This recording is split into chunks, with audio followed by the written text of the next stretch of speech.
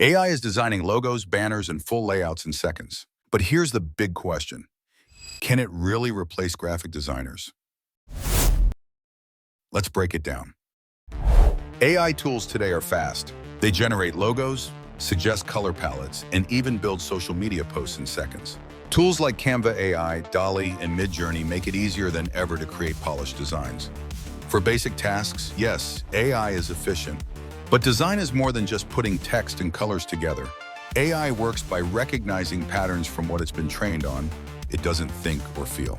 It can't understand the emotion behind a brand, the cultural context, or the subtle psychology of color and layout choices. AI doesn't ask the deeper questions. What message are we trying to send?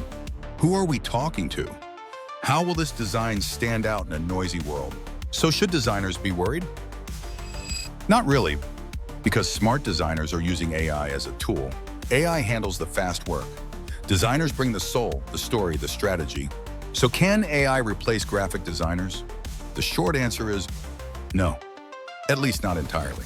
The future of design isn't human or AI, it's human with AI. Subscribe for more AI info. See you in the next video.